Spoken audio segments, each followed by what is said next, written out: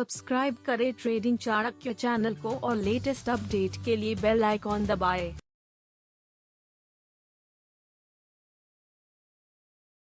नमस्कार दोस्तों, ट्रेडिंग चाणक्य की यूट्यूब चैनल में मैं अनमोल मित्तल करता हूं आप सबका फिर से बहुत बहुत स्वागत है आप सभी का हमारी वेबसाइट tradingchanakya.com पे। दोस्तों, हम बात कर रहे हैं डाइवर्जेंस ट्रेडिंग के इंपॉर्टेंट रूल्स के बारे में। हमारी लगातार एक सीरीज चल रही है डाइवर्जेंस ट्रेडिंग के ऊपर, और आज जो वीडियो है ये तीसरी वीडियो है, एक आखिरी वीडियो है। तो अगर आप डाइवर्जेंस ट्रेडिंग का आपने फर्स्ट पार्ट सेकंड पार्ट नहीं देखा है तो उसको जरूर देख लीजिए। उसके बाद ये जो रूल्स है, रेगुलेशंस है जो आज बताने जा रहे हैं, ये आपको बहुत अच्छे से समझ में आ जाएगी। तो इंपॉर्टेंट रूल्स क्या है? बेसिकली दोस्तों, जब भी आप डाइवर्जेंस ट्रेडिंग के बारे में सीखना चाहते हैं या पढ़ना चाहते हैं, तो आप चाहे किसी इंस्टीट्यूट में जाकर पढ़े, चाहे आप किसी से भी पढ़े, तो हमेशा आपको ये कुछ इंपॉर्टेंट रूल्स हैं, इनको पता होना आपको ज़रूरी है। अगर ये नहीं पता तो आप डाइवर्जेंस ट्रेडिंग नहीं कर पाएंगे या डाइवर्जेंस को सही से पहचान नहीं पाएंगे। तो डाइवर्जेंस को पहचानना बड़ा ज़रूरी है डाइवर्जेंस ट्रेडिंग करने से पहले, क्योंकि अगर आपने डाइवर्जेंस ही गलत समझा या डाइवर्जेंस को गलत एज्यूम करा तो आपका ट्रेड गलत जाने की प्रोबेबिलिटी जो है वो बहुत ज़्यादा बढ़ जाएगी। आप सही तरीके से ट्रेड नहीं ले पाएंगे, स्टॉप लॉसेस बहुत ज़्यादा हिट होंगे और आप हमेशा कहेंगे कि सारे सिस्टम सही काम नहीं करते हैं। चलिए स्टार्ट करते हैं वन बाय वन। नॉर्मली हमने चार्ट लिया हुआ सामने, क्योंकि चार्ट के बेसिस पे अगर हम समझाएंगे तो आपको बहुत अच्छे से बहुत क्लियरली समझ में आएगा और आपको डाइवर्जेंस लगाने में मेरे हिसाब से प्रॉब्लम नहीं आएगी। तो स्टार्ट कर लेते हैं रूल नंबर 1 से। रूल नंबर 1 ये कहता है कि जब भी आप डाइवर्जेंस के अंदर आप हायर हाई या लोअर लो ढूंढने की कोशिश करते हैं, या आप एक नीचे का पार्ट या ऊपर का पार्ट ढूंढने की कोशिश करते हैं, स्विंग ढूंढने की कोशिश करते हैं, तो आपको हमेशा बैकवर्ड लगाना चाहिए। बैकवर्ड का मतलब ये है, मैं ज़रा आपको एक एग्जांपल देना चाहता हूँ यहाँ पर। अगर मैं यहाँ डाइवर्जेंस ढूंढना चाहता हूँ कि भाई मैं चाहता हूँ कि मुझे यहाँ एक डाइवर्जेंस चाहिए, तो आप डाइवर्जेंस इस पॉइंट पे अगर आप देख रहे हैं, आप ये भूल जाइए कि मार्केट यहाँ से आगे गई है। मार्केट ने यहाँ पर एक लो बनाया है और मैं एक डाइवर्जेंस ढूंढने की कोशिश कर रहा हूँ। तो आप कभी भी डाइवर्जेंस को इस तरीके से ढूंढने की कोशिश ना करें, यानी आपको आगे के चार्ट को एज्यूम नहीं करना। आप हमेशा कोशिश करें कि आप बैकवर्ड लगाएं, यानी जो ट्रेंड लाइन आप लगा रहे हैं उसको बैक करें, यानी पीछे का लो से लेकर के आप उससे पीछे का लो, यानी अगर आप लो ढूंढ रहे हैं तो आप ढूंढिए कि पीछे का लो क्या था। अगर आप हाई ढूंढ रहे हैं तो आप देखिए पीछे का हाई क्या था। फॉर एग्जांपल, अगर मैं यहाँ पर लो को कंसीडर कर रहा हूँ डाइवर्जेंस के लिए, तो मैं हमेशा पीछे यहाँ से लेकर के लाइन को पीछे के जो प्रीवियस लो है मैं वहां पर जाके इसको प्लॉट करूंगा। इससे क्या होगा कि डाइवर्जेंस लगाने में आपको आसानी होगी, कंफ्यूजन नहीं आएगी। और कई बार क्या होता है कि ट्रेंड हायर हाई निकल जाता है लेकिन आप लोअर लो को कंसीडर कर रहे होते हैं, वो मैं आपको अभी समझाऊंगा। तो हमेशा आप बैक लगाने की कोशिश करें, आप आगे की तरफ लगाने की कोशिश ना करें। अगर कोई भाई यहाँ पर हायर हाई ढूंढ रहा है तो हायर हाई वो इस तरीके से ढूंढ सकता है, जो प्रीवियस हाई है वो इस तरीके से ढूंढ सकता है, ठीक है ना। तो बैक लगाने की कोशिश करें, आगे को कंसीडर मत करिए। तो ये बड़ा इंपॉर्टेंट है डाइवर्जेंस ट्रेडिंग के अंदर कि आप आगे का कंसीडर ना करके हमेशा बैकवर्ड लगाइए, बैकवर्ड स्विंग्स को ढूंढने की कोशिश करिए। तो ये था हमारा रूल नंबर 1।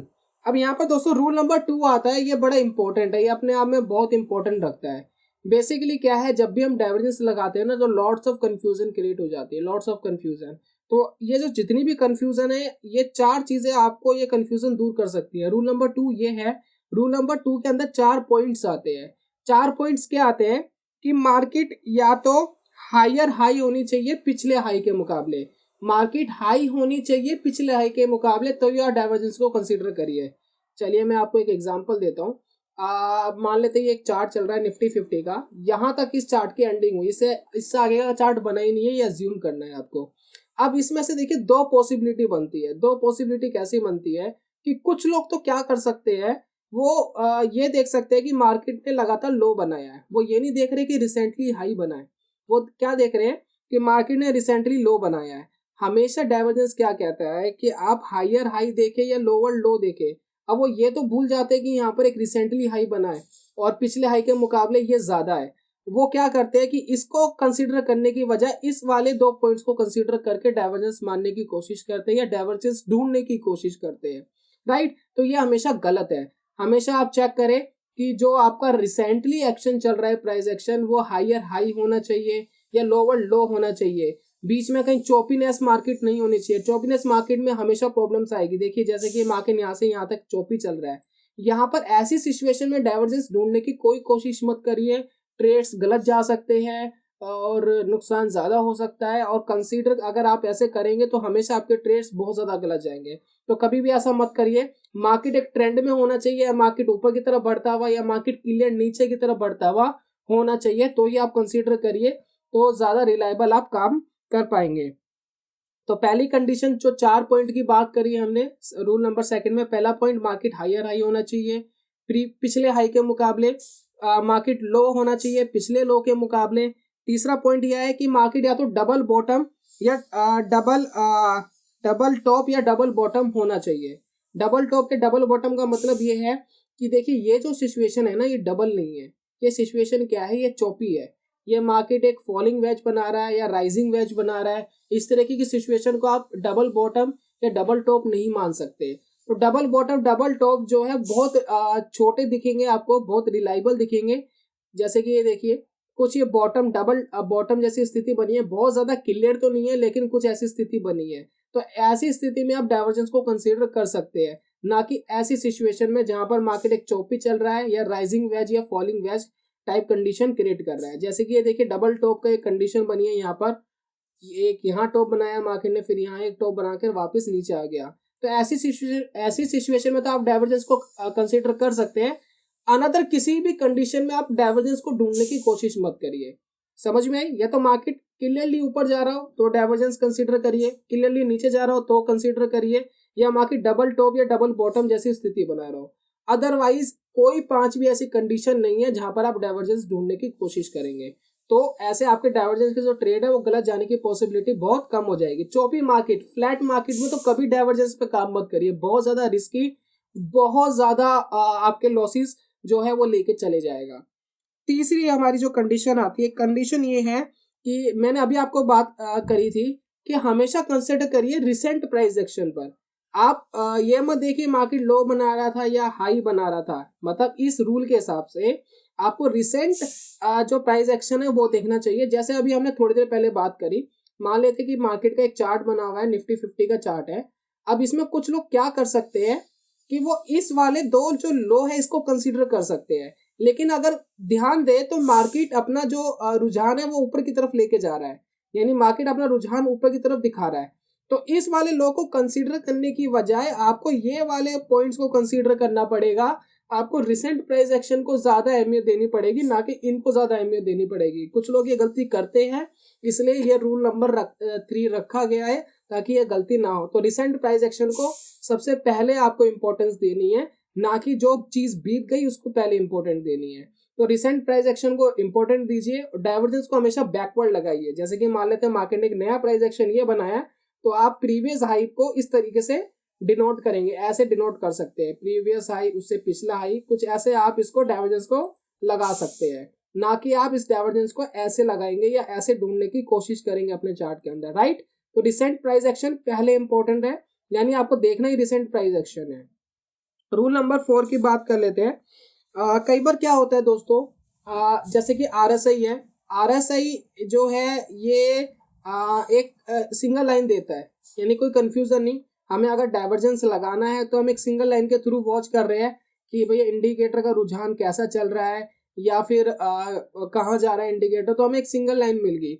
लेकिन कई बहुत सारे ऐसे ऑसिलेटर है जहाँ पर 2 लाइन या उससे ज्यादा चीजों का इस्तेमाल किया जाता है। For example MACD, for example stochastic है, और बहुत सारे ऐसे ऑसिलेटर है हमारे पास, मोमेंटम ऑसिलेटर है, जहाँ पर कुछ अलग अलग तरीके के इंडिकेटर का इस्तेमाल होता है। तो वहाँ डाइवर्जेंस को पहचानना थोड़ा सा मुश्किल होता है। तो वहाँ कैसे पहचानेंगे, डाइवर्जेंस कैसे कंसीडर करेंगे?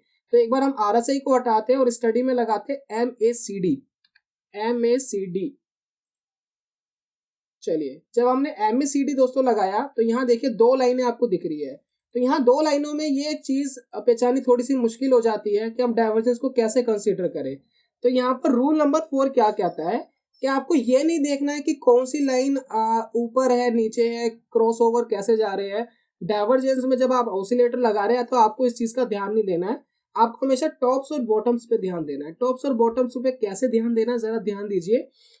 देखिए, कभी आपको ब्लैक वाली लाइन टॉप बनाते हुए दिखेगी, कभी आपको रेड वाली लाइन नीचे टॉप बनाते हुए दिखेगी, या ज्यादातर आपको ब्लैक वाली लाइन ही बॉटम या टॉप बनाती हुई दिख रही है, क्योंकि वो कम टाइम पीरियड्स की है। तो इस वजह से आप इसके टॉप्स और बॉटम पे कंसीडर करिए। आप ये भूल जाइए कि 2 लाइन है, 1 लाइन है, क्रॉसओवर दे रहा है, क्रॉसओवर नहीं दे रहा है। तो आप ये सारी चीज़ अपने दिमाग से भूल जाइए। जब आप डाइवर्जेंस लगा रहे हैं तो आप सीधा ऐसे लगाएंगे। देखिए मैं आपको एक एग्जांपल देता हूँ। आप बिल्कुल ऐसे लगाएंगे। आपको ये नहीं देखना है कि बॉटम कौन सी लाइन ने बनाया, ठीक है ना। आपके लिए बॉटम ऐसा होना चाहिए और टॉप की बात करें तो टॉप कुछ इस तरीके से होना चाहिए। तो बिल्कुल इस तरीके से आप सिर्फ टॉप को कंसीडर करिए या बॉटम्स को कंसीडर करिए। आप ये भूल जाइए कि यहाँ 2 लाइन थी, 3 लाइन थी। जिस भी लाइन ने ऊपर टॉप बनाया या जिस भी लाइन ने नीचे बॉटम बनाया, आप वही कंसीडर करके काम करेंगे। कंफ्यूजन नहीं होनी चाहिए आपको इंडिकेटर में। तो किसी भी तरीके का कोई इंडिकेटर है, चाहे 2 लाइन यूज हो रही है, 3 लाइन यूज हो रही है, तो वहां पर आपको कंफ्यूज नहीं होना है। चलिए रूल नंबर 5 की दोस्तों बात कर लेते हैं। रूल नंबर 5 ये कहता है कि जहां पर आप डाइवर्जेंस ढूंढते हैं तो आपका डाइवर्जेंस और इंडिकेटर बिल्कुल एक ही पोजीशन में होना चाहिए, यानी वर्टिकल होना चाहिए। वर्टिकल का मतलब या एक ही पोजीशन का मतलब क्या है, बड़ी सिंपल भाषा में बात बताना चाहूंगा। मान लेते हैं आप अपने डाइवर्जेंस को यहाँ से ढूंढने की कोशिश कर रहे हैं। अब भाई आपने यहाँ से लेकर यहाँ तक एक कोशिश करी कि हमें एक डाइवर्जेंस दिख रहा है। तो जब आप इंडिकेटर को देखते हैं तो इंडिकेटर को भी आप यहीं से देखना स्टार्ट करेंगे और जहां से आपने प्राइस एक्शन का एंड करा था वहीं से आप इसका भी एंड करेंगे। तो अगर आप देख पाएंगे तो हमने बिल्कुल इसी तरीके से डाइवर्जेंस लगाने की कोशिश करी है, जहां पर जितना प्राइस एक्शन हमने यहाँ कोशिश करी थी देखने की, वही एग्जैक्ट हमें इंडिकेटर का भी एक्शन उसी पोजीशन से देखना है और उसी पोजीशन लगाना है। कुछ लोग क्या करते हैं कि प्राइस एक्शन तो यहाँ का देख लेते हैं लेकिन इंडिकेटर की मोमेंटम थोड़ा पीछे जाकर देख लेते हैं, यानी वो कोशिश कर रहे हैं कि डाइवर्जेंस किसी तरीके से मिल जाए। देखिए बहुत इजी तो नहीं होता है डाइवर्जेंस हमेशा मिल जाए, हमेशा कंसीडर करें तो इतनी फ्रस्ट्रेशन दिमाग में हो जाती है कि नहीं जी मिलना ही चाहिए, ऐसा लग रहा है कि ये हो सकता है, ऐसा हो सकता है। तो ऐसे नहीं करना है कि भाई प्राइस एक्शन तो यहाँ पर चल रहा था लेकिन डाइवर्जेंस हमें यहाँ दिख रहा है तो हम इसके मुताबिक या इसके हिसाब से ट्रेड ले लें। ऐसा बिल्कुल नहीं करना है। डाइवर्जन एग्जैक्ट जिस प्राइस एक्शन से स्टार्ट हुआ है, इंडिकेटर की मोमेंटम भी उसी प्राइस एक्शन से कंसीडर करते हुए आपको वॉच करनी है, नहीं तो वो डाइवर्जेंस नहीं है, ट्रेड गलत होने की चांसेस बहुत ज्यादा बढ़ जाएंगे। डाइवर्जेंस को उसी पोजीशन से लगाइए जहां से वो स्टार्ट हुआ है प्राइस एक्शन, उसी से आप इंडिकेटर को भी वॉच करिए। रूल नंबर 6 क्या कहता है, रूल नंबर 6 पे आ रहे हैं। रूल नंबर 6 ये कहता है कि कई बार हम इंडिकेटर के जो झुकाव है ऊपर की तरफ या नीचे की तरफ का जो झुकाव है वो सही तरीके से चेक नहीं करते हैं। सही तरीके से चेक करने का मतलब क्या है, अगर आप यहाँ देखेंगे तो यहाँ पर ना बहुत ही माइनर आपको कुछ झुकाव दिखेगा नीचे की तरफ, यानी ये 77.45 पर इंडिकेटर था, नीचे वाला 1 पॉइंट नीचे था, यानी 76 पॉइंट कुछ पर था। तो यह हल्का सा झुकाव है। तो इस हल्के से झुकाव को हमेशा कंसीडर सही तरीके से करना चाहिए आपको। ऐसा नहीं करना चाहिए कि आप इसको फ्लैट मान ले या फ्लैट आप बॉटम या टॉप मान ले, ऐसा नहीं करना है। आप झुकाव को थोड़ा सा अच्छे से कंसीडर करिए कि भैया ये वाला ऊपर था या ये वाला जो स्विंग्स था वो ऊपर था, या ये वाला नीचे था या ये वाला नीचे था। इस तरीके से आप एक्यूरेट वर्टिकल यानी एक्यूरेट आप चेक करने की कोशिश करिए कि इंडिकेटर किस तरफ जाने की कोशिश कर रहा है, ताकि आप अच्छी तरीके से डाइवर्जेंस को पहचान पाए। जैसे कि हम यहाँ देख रहे हैं कि भैया निफ्टी 50 तो यहाँ पर ऊपर की तरफ प्राइस एक्शन हमें दिखा रहा है, बहुत क्लियरली दिखा रहा है, लेकिन आप इंडिकेटर की बात करें तो इंडिकेटर हमें नीचे की तरफ एक्शन दिखा रहा है और बहुत माइनर नीचे की तरफ एक्शन दिखा रहा है, जिससे हमें कंफर्म कर सकते हैं कि एक परफेक्ट डाइवर्जेंस बन रहा है और यहाँ पर डाइवर्जेंस के मुताबिक मार्केट के जाने की जो चांसेस है वो बहुत ज्यादा है। चलिए रूल नंबर 7 क्या कहता है कि डाइवर्जेंस जो है वो सिर्फ एक डिफरेंस को बताते हैं। डिफरेंस कैसा भी हो सकता है, यानी इसका क्या मतलब है, इसका मतलब दोस्तों ये है कि आपको सिर्फ एक चीज चेक करनी है कि आपका जो मार्केट का प्राइस एक्शन है और जो इंडिकेटर का एक्शन है वो डिफरेंट होना चाहिए, चाहे वो किसी भी वे में हो। किसी भी वे का मतलब क्या है कि यहाँ पर हम देख रहे हैं कि मार्केट यहाँ ऊपर जा रही थी, ठीक है, और इंडिकेटर हल्का सा नीचे जा रहा था, लेकिन हम मान लेते हैं कि इंडिकेटर नीचे नहीं जा रहा, इंडिकेटर फ्लैट जा रहा है, बिल्कुल फ्लैट, तो वो भी डाइवर्जेंस ही है, वो भी एक डाइवर्जेंस बना रहा है, वो भी एक विपरीत चल रहा है प्राइस एक्शन के मुकाबले, वो भी अलग ही चल रहा है। अलग चलना ही डाइवर्जेंस है, चाहे वो फ्लैट चल रहा हो, चाहे वो उसके अपोजिट नीचे जा रहा है या उसके अपोजिट ऊपर जा रहा हो। तो फ्लैट चलना, ऊपर जाना, नीचे जाना, प्राइस एक्शन की किसी भी तरीके की कंडीशन हो वो डाइवर्जेंस क्रिएट करता है, बस प्राइस एक्शन से अलग होना चाहिए। अगर इंडिकेटर फ्लैट चल रहा है, प्राइस ऊपर जा रहा है, डाइवर्जेंस है। इंडिकेटर नीचे जा रहा है, इंडिकेटर फ्लैट चल रहा है, वो भी डाइवर्जेंस है। इंडिकेटर ऊपर जा रहा है और प्राइस एक्शन नीचे जा रहा है तो वो भी डाइवर्जेंस है। यानी एक स्थिति ऐसी हो जाना जो प्राइस एक्शन से अलग है या इंडिकेटर से दोनों का जो कोऑर्डिनेशन है वो अलग है, डिफरेंस है, तो वही डाइवर्जेंस है। तो ये रूल हमेशा ध्यान रखिए। तो डाइवर्जेंस पहचानने में ज्यादा परेशानी आपको कभी भी नहीं आएगी। चलिए 8वें नंबर का जो रूल है वो बड़ा इंपॉर्टेंट है कि इग्नोर ऑलरेडी प्राइस एक्शन। कई बार क्या होता है कि हमें एक्शन मिल जाता है, यानी डाइवर्जेंस हमें मिल जाता है, लेकिन जो उसका प्राइस एक्शन होता है यानी जो डाइवर्जेंस का जो प्रभाव होता है वो बहुत तेजी से बढ़ता है। यानी जब हम डाइवर्जेंस को, जैसे कि हमने यहाँ ढूंढ लिया और हमने देखा कि प्राइस एक्शन जो है वो ऑलरेडी बहुत तेजी से बढ़ गया होता है, यानी मार्केट ने 10, 15, 20% की मूवमेंट बहुत जल्दी दे दी होती है, एक ही दिन में दे दी हुई होती है। यानी मार्केट का अगर प्राइस एक्शन पहले ही बढ़ गया है, डाइवर्जेंस आते ही बहुत तेजी से मार्केट ने उसका सम्मान करा है, तो आप ऐसे ट्रेड को मिस कर दीजिए। आपको वो ट्रेड लेने की जरूरत नहीं है। आपको हमेशा ऐसी जगह ट्रेड लेना चाहिए जो एक संभावित बॉटम या संभावित टॉप्स के आसपास हो, यानी बहुत ज्यादा दूर ट्रेड लेने की जरूरत नहीं है। और आपको ऐसे बहुत सारे चांसेस मिलते हैं, यानी हमारा टेक्निकल एनालिसिस कहता है कि कभी भी ऐसा मत सोचो कि ये आखिरी ट्रेड था, यानी ये लास्ट ट्रेड था, इसके बाद हमें मौका नहीं मिलेगा। हर मौका पहले वाले मौके से बेहतरीन मिलने की प्रोबेबिलिटी हमेशा टेक्निकल एनालिसिस में रहती है। यानी मार्केट आपको हमेशा मौका देती है, मार्केट आपको हमेशा ऐसे चांसेस देती रहेगी जहां पर आपको एक अच्छा ट्रेड मिलने की संभावना रहती है, अच्छा प्रॉफिट मिलने की संभावना रहती है। टेक्निकल एनालिसिस का बहुत इंपॉर्टेंट रूल है। कभी ये मत सोचो कि ये आखिरी रूल था, इसको मिस कर दिया, यहाँ कुछ हो सकता था। हमेशा हाई प्रोबेबिलिटी, यानी हमेशा बहुत सिक्योरनेस होनी चाहिए आपके ट्रेड के अंदर, तो ही आप टेक्निकल एनालिसिस के थ्रू बहुत अच्छा मुनाफा कमाने में, कंसिस्टेंट मुनाफा कमाने में कामयाब हो पाएंगे। तो इंपॉर्टेंट रूल है, अगर प्राइस एक्शन पहले ही हो गया, बहुत तेजी से हो गया है, तो दूर ट्रेड लेने की जरूरत नहीं है, उसको मिस कर दीजिए। अगला कोई चांस देखने की कोशिश करिए तो वो ज्यादा रिलायबल रहेगा। रूल नंबर 9 बड़ा इंपॉर्टेंट है। रूल नंबर 9 क्या कहता है कि जितने भी बड़े ट्रेडर्स हैं या जिन्होंने भी रूल्स बनाए हैं, जिन्होंने भी मार्केट को देखा है बहुत सालों तक, तो उनका मानना यह है कि डाइवर्जेंस बड़े टाइम फ्रेम पे काम करता है। जितना ज़्यादा बड़ा टाइम फ्रेम होगा, उतना ज़्यादा एक्यूरेसी आपको डाइवर्जेंस में मिलेगी। जितना छोटा टाइम फ्रेम होगा उतनी ज़्यादा नॉइज या उतने ज़्यादा गलत सिग्नल्स आपको मिलने के चांसेस है। मेरा यह कहना है, हो सकता है कि मैं गलत हूँ, जितने भी सालों तक या जितने भी महीनों तक मैंने मार्केट को कंसिडर करा है कि जितना छोटा टाइम फ्रेम होगा, कोई भी सिस्टम हो, चाहे इंडिकेटर हो, प्राइस एक्शन हो, कोई भी सिस्टम हो, वो ज़्यादा नॉइज देता है। और जितना बड़ा टाइम फ्रेम होता जाता है, नॉइज ऑटोमेटिक कम होती जाती है। तो मेरे हिसाब से भैया नॉइज तो ऐसे ही रहेगी। बाकी आप देखिए कि जहां पर आपको रिलायबल लगे, आपको 1 घंटे के टाइम फ्रेम पे रिलायबल लगे, आपको 1 दिन के टाइम फ्रेम पे रिलायबल लगे, आपको ऐसा लगता है एक दिन का टाइम फ्रेम पे अच्छा काम कर रहा है डाइवर्जेंस, आपको लग रहा है 1 घंटे में अच्छा काम कर रहा है, आपको लग रहा है कि 15 मिनट में अच्छा काम कर रहा है, मुझे सही सिग्नल्स मिल रहे हैं, तो गो फॉर इट, कोई इशू नहीं है, आप उसके अंदर भी काम कर सकते हैं। स्टॉप लॉसेस छोटा लीजिए और प्रॉफिट हमेशा आपका बड़ा होना चाहिए। तो यही था दोस्तों आज की वीडियो में, कैसा लगा जरूर बताइएगा। एक दोस्तों मैं लास्ट आपको एक चीज बोलना चाहता हूँ कि हमने 3 जो पार्ट्स की वीडियो वो कंप्लीट कर दी है, सभी के लिंक आपको डिस्क्रिप्शन में मिल जाएंगे। एक चौथी वीडियो की और मैं सोच रहा हूँ कि चौथी वीडियो यानी 4th वीडियो जरूर बनाई जाए, लेकिन 4th वीडियो हमारे हिसाब से नहीं होगी, 4th वीडियो आपके हिसाब से होगी डाइवर्जेंस के ऊपर। 2-3 दिन का समय है आपके पास, जितना भी डाइवर्जेंस पे आपको चार्ट प्रैक्टिस करनी है, चार्ट प्रैक्टिस करिए। जितने भी आपके इश्यूज होंगे ना, कमेंट बॉक्स में लिखिए, चाहे पार्ट 1 के, पार्ट 2 के हो, चाहे इस वीडियो के हो।